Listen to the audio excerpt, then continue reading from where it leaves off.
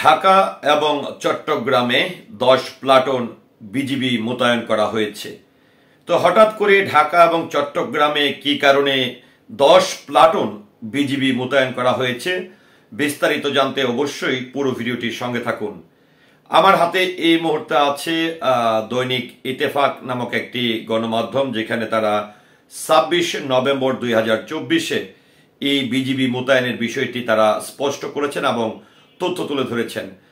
আইন শৃঙ্খলা পরিস্থিতি স্বাভাবিক রাখতে রাজধানী ঢাকা ও চট্টগ্রাম মহানগরীতে 10 platoon border guard Bangladesh BGB মোতায়েন করা হয়েছে।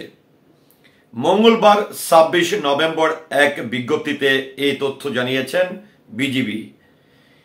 এতে বলা হয়, আইন শৃঙ্খলা পরিস্থিতি স্বাভাবিক রাখতে রাজধানীর শাহবাগ, মৎস্য ভবন ও হোটেল ইন্টারকন্টিনেন্টাল এলাকায় 4 প্লাটুন বিজিবি মোতায়েন করা হয়েছে।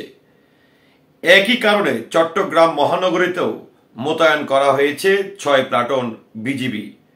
তো যেটি আমরা স্পষ্ট হতে পেরেছি যে টোটাল 10 প্লাটুন যে বিজিবি মোতায়েন করা হয়েছে, এর মধ্যে ঢাকা শাহবাগ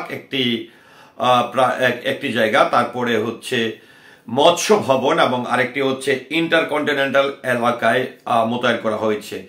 আর একদমই 6 প্লাটুন কিন্তু মোতায়েন করা হয়েছে চট্টগ্রামে। তো আইন শৃঙ্খলা পরিস্থিতি স্বাভাবিক রাখা বা নিয়ন্ত্রণে রাখার জন্য যে নতুন করে 10 প্লাটুন বিজিপি ঢাকা এবং চট্টগ্রাম মহানগরীতে মোতায়েন করা হয়েছে, এটি নিয়ে আপনার মতামতকে আশা করছি কমেন্টের মাধ্যমে জানাবেন। সেই সাথে পুরো ভিডিওটির সঙ্গে থাকার জন্য অসংখ্য ধন্যবাদ।